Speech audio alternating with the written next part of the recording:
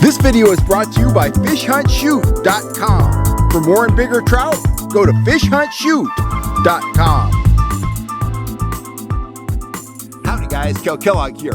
You may hear some background noise. It's Saturday, I'm in my home studio here out in my backyard. I tried to film out in the woods today, but I was overrun by yellow jackets. I mean, there were crazy numbers of yellow jackets. I stopped at one spot and figured, well, there must be a nest here. So I moved to another spot and it was just as bad. It's kind of smoky, it's kind of got this weird overcast, it's humid, it's hot. And for whatever reason, it has invigorated those yellow jackets. And they don't usually bother me, but they drove me out of the woods today. So anyway, we're back home. There's gonna be some background noise, but we'll just deal with it. I have a viewer question today from Phil T down in my old stomping grounds, San Lorenzo, California. And Phil wants to know what trout baits I've been pulling recently that are giving me consistent success. He's been struggling with everything except trolling flies, and he wanted to know what I'm using. But before I get into that, before I answer Phil's question, I want to take a couple minutes to share a new product with you. Background, okay? You know, I love pulling natural night crawlers, and I also spend a fair amount of time pulling gulp worms. Both of those baits are highly effective, but they both have some drawbacks, okay? Natural worms. If you're up in the high Sierras and you run out of worms, if you're not near a store, they can be hard to get, and when it's warm like it is right now, they can be hard to keep. If they get overheated, they die, and they're not much good. Gulp worms, well, you don't have as much problem storing them. You don't have to keep them cold. They're very expensive. And if you leave the bag open, they will very quickly dry out to the consistency of shoe leather, which doesn't work very good. You can't even get them on a hook, or if you forget and leave them on your hook, you can't get them off the hook once they dry out.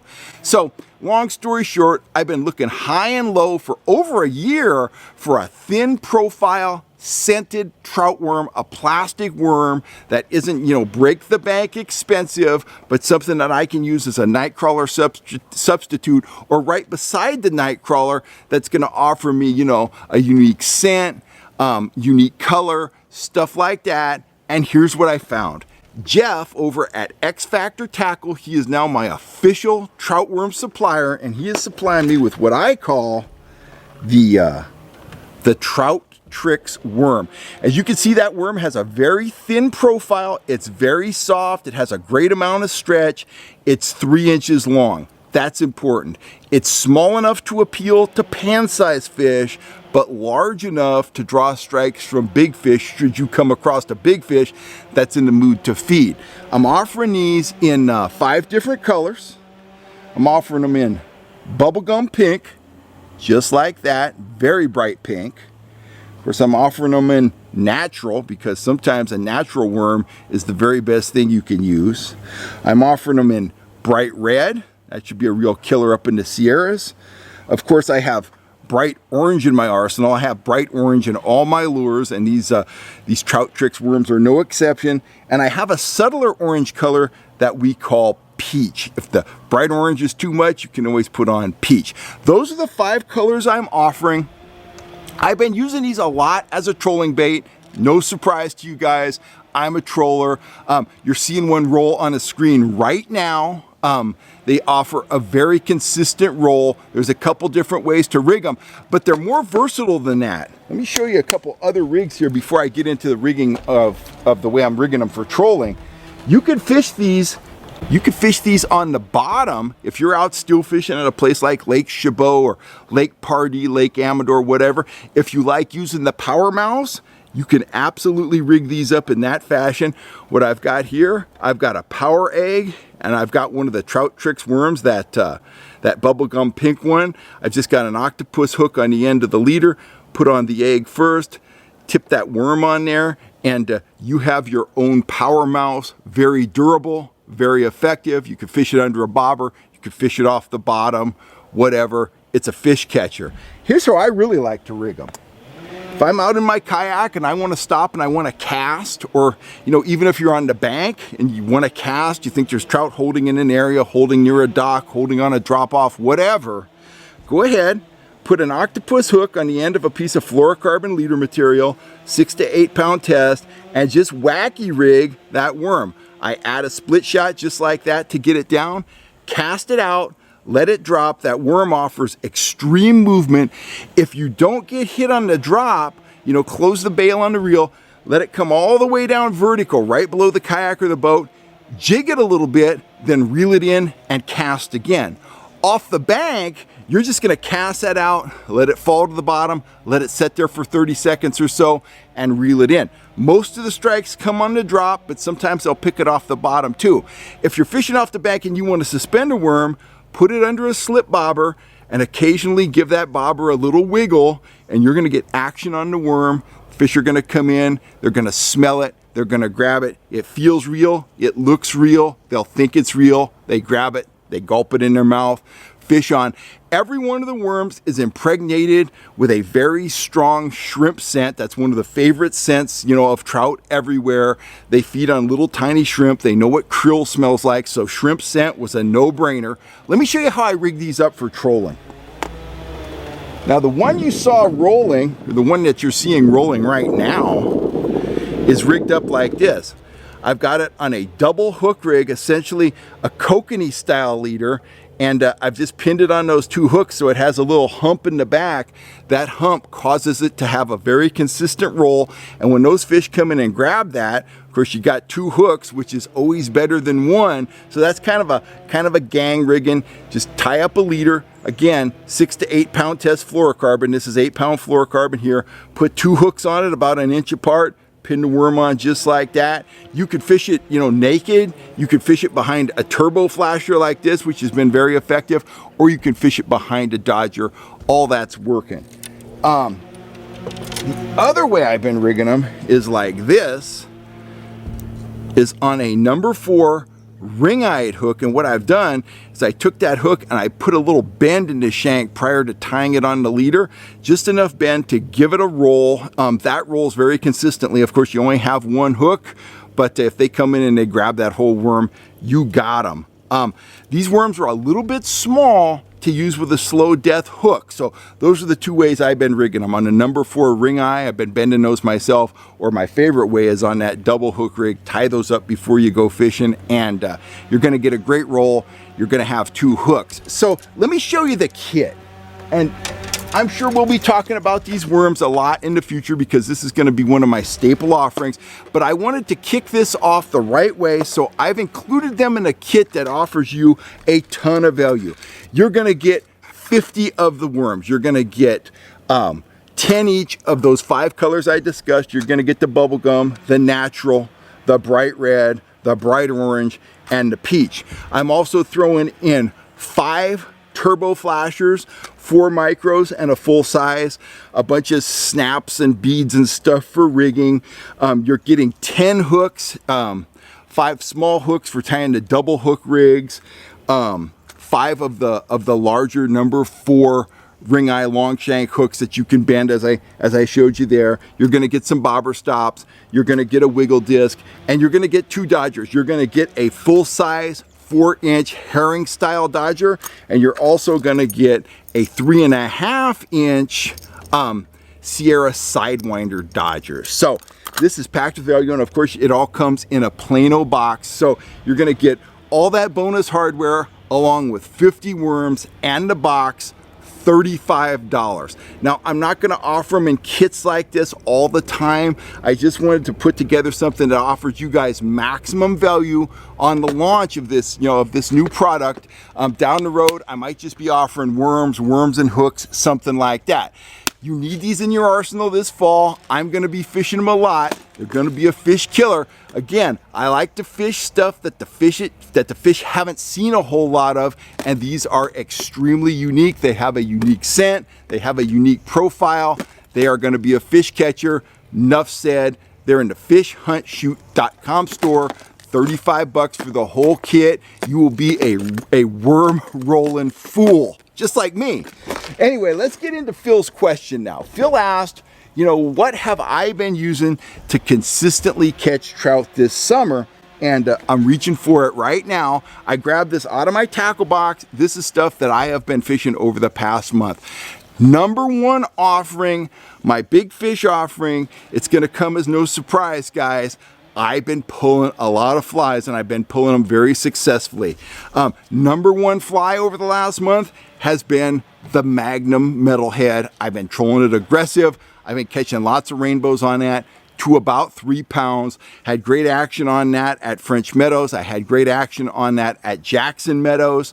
It's pretty much the only places I've been fishing, over the last month. So they've been working very well for me. I've also been pulling some junior trolling flies, just like that there. When the bite's tough and when I break out the worms, I'll typically break out a junior trolling fly, and they have been producing some fish. I haven't caught anything big on a junior in a while, but they have been producing bites from the pan-sized stuff. And you got to catch those pan-sized fish. They break up the day while you're waiting for that big boy to come in and grab one of those flies. But long story short, Phil, number one offering, and this is what you're experiencing too, where you're fishing, flies. If I'm in the valley, I'm at a bait fish lake, I'm running the bait fish stuff up in the Sierras, I'm fishing, the browns, the oranges, the Tweed chub pattern, stuff like that. That's the fly I caught that 5-pound cutthroat up at Jackson Meadows on a few weeks ago. So, number one offering has been the fly. Number two offering has been one of my slow death hooks, or a slow death hook, paired with one of my micro turbos. For whatever reason, and I'm putting a natural night crawler on there, for whatever reason, I haven't been having a lot of success with threaded worms trolled behind blades. Maybe it's just me, maybe the fish are just being quirky, but for me, the full-size turbos and the micro turbos have been outpacing the blades. And I've been playing with the natural worms. I've been playing with the Trout Trix worms, and I've been playing with the gulp worms. They all have their moment in the sun. From day to day, things change. I got the biggest rainbow I've ever caught at French Meadows Reservoir this week, right on this rig right here, on the micro turbo, paired with the slow death hook with a natural crawler on there. And I am using a bobber stop to space that spinner 8, 10, 12 inches above the worm. I'm not crowding the worm with the spinner. So, number one offering, especially for big fish, flies. Number two offering for numbers and the occasional big fish is some sort of threaded worm, whether it's a natural worm, a Trout Trix worm, a gulp worm, whatever, paired with one of my turbos, either a micro mini turbo or the full-size turbo. I've been doing really well on the micros, so I think the micros are outperforming the big turbos right now. But that's not a big surprise. We've had fishing pressure all summer long. The fish have seen everything, so this time of the year, very often, subtler is better, and showing them something they haven't seen is going to get you more strikes than showing them something that they've seen, 20 times. The final bait I've been using a good deal of is my crippled minnow spoons in both the pro colors and the standard colors, like that right there. When it's been time to be aggressive, these have been outperforming all the rest of my spoons for whatever reason. I'm trolling them at about 2.7 miles an hour. I'm catching both numbers on these and some large fish. Up at Jackson Meadows, I actually had to take it off because the lake had been planted and I was just catching too many, 8 to 10 inch fish. I was fishing off the downrigger. I was down at 30 feet and I was literally having to crank that ball up every, 5 minutes or so because I'd caught another pan-sized fish. And I ended up taking it off just because I was catching too many little fish on it and it was killing my arm cranking up that downrigger weight all the time.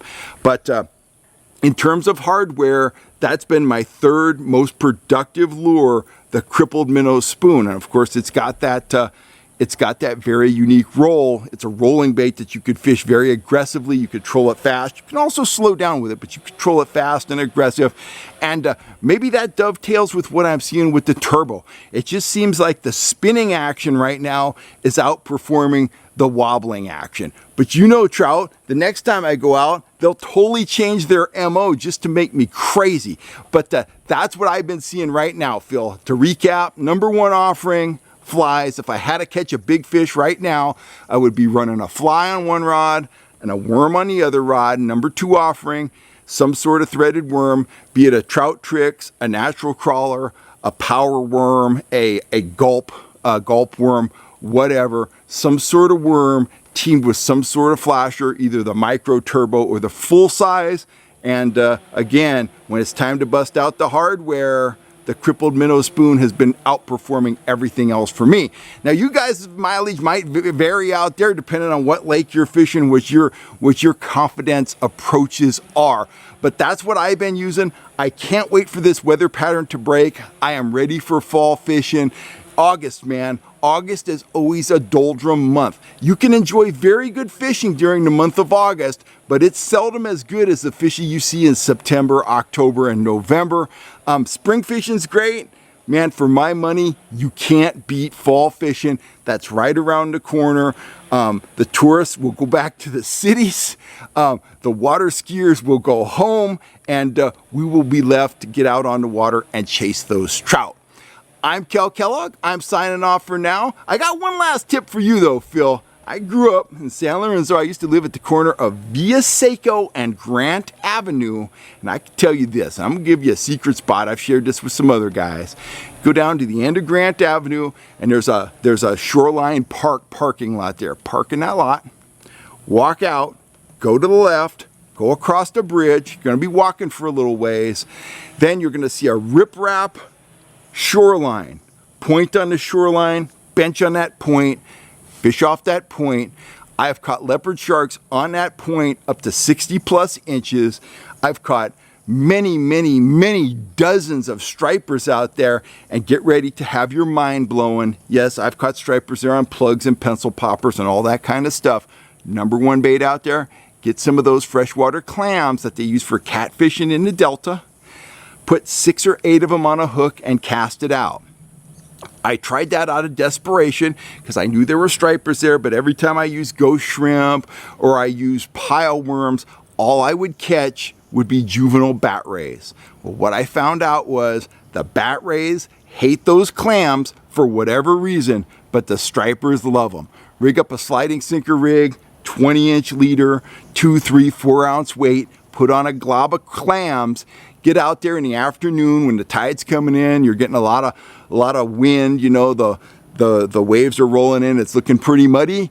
Cast that out there and hang on, because stripers cruise right in on those mud flats.